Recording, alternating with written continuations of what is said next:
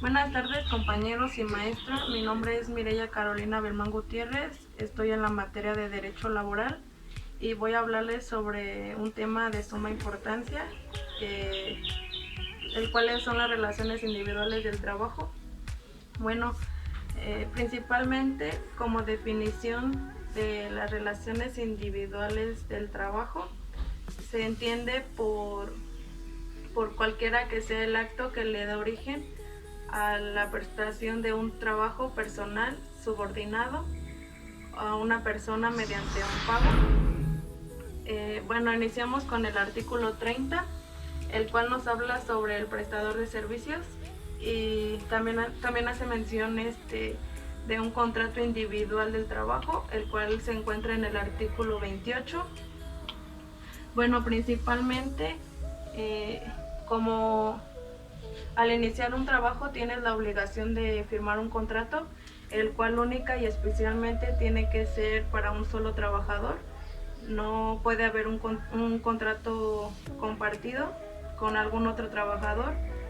El contrato siempre tiene que ser única y especialmente para ese trabajador y se debe cumplir tanto del trabajador como del contratador.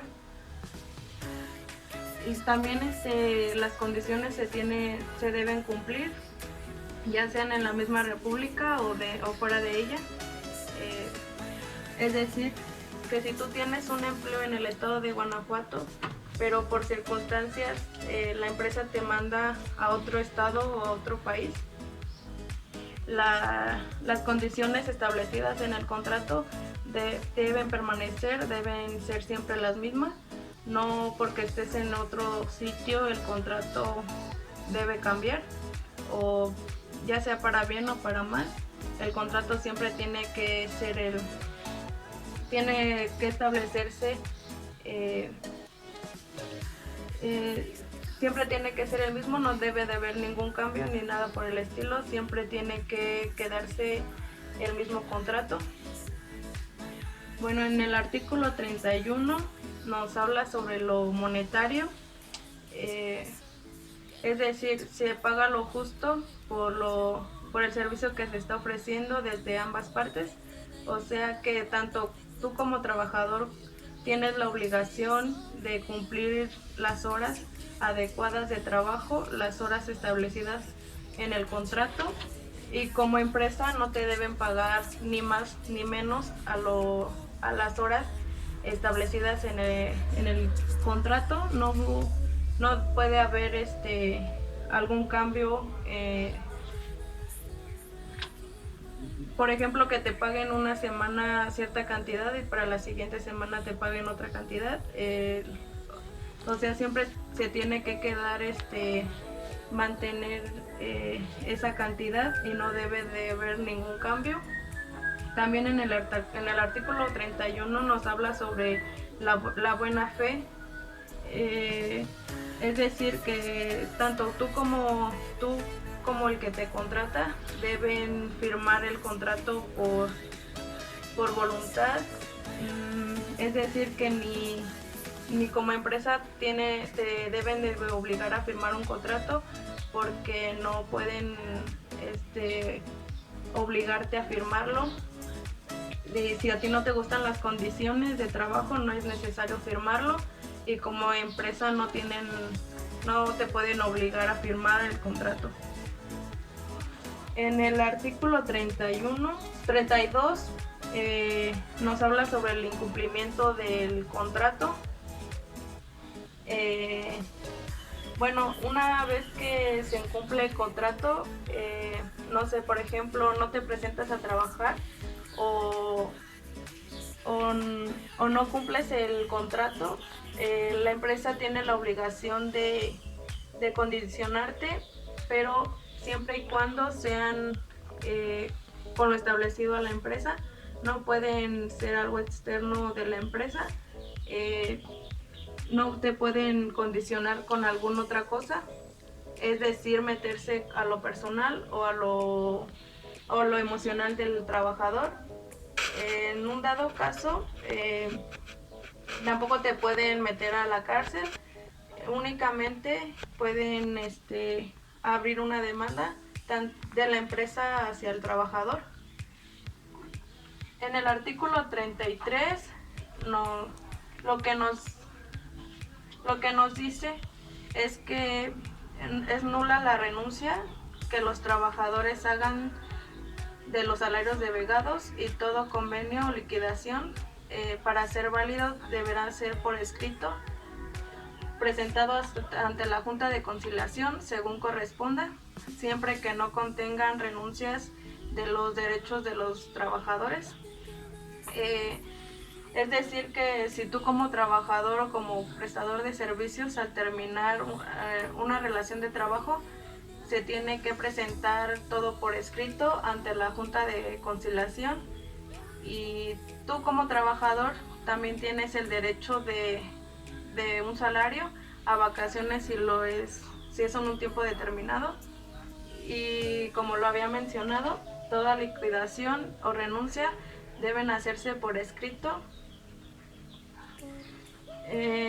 y es lo más recomendable firmar contratos todo por escrito y no firmar nada estipulado al contrato.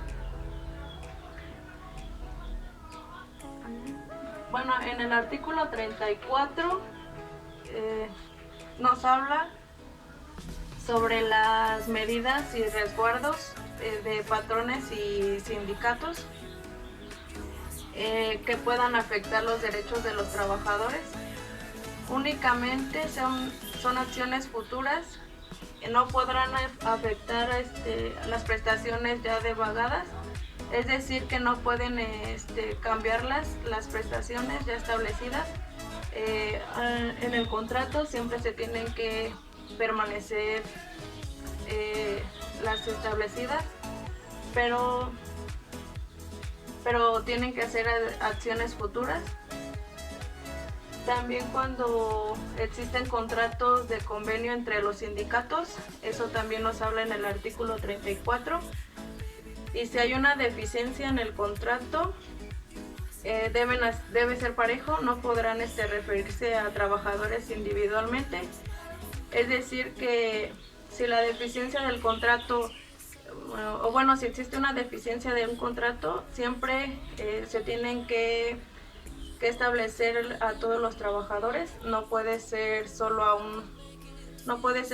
un trabajador. La empresa tiene la obligación de hacerlo a todos sus trabajadores y también tratar de buscar soluciones. También nos habla sobre la reducción de trabajo. Reajuste se efectuará conformidad como dispuesto en el artículo 437, y es lo que había mencionado, lo de la reducción de trabajo, el cual se encuentra en el artículo 437. Ningún trabajador puede degradar de su puesto porque ya se lo habían dado. Es decir, que si tú vas a un trabajo y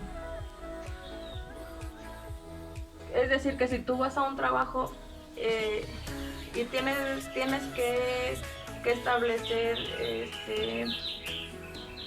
o más bien tienen que respetar al puesto al que fuiste contratado, y también al sueldo establecido. Es decir, si tú vas a un trabajo de cocinero, pero a la hora de presentarte al trabajo te dan a un puesto de lavaplatos, no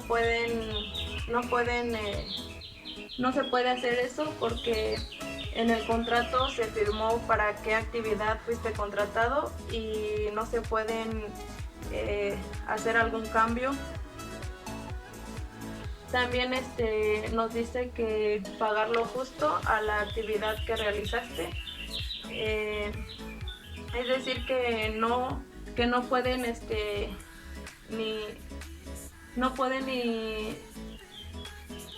no pueden pagarte ni más ni menos a las actividades que realizaste. Siempre te tienen que pagar lo justo y lo adecuado, y tienen que respetarlo como empresa, y tú también como trabajador tienes que respetar las actividades a las que fuiste contratado.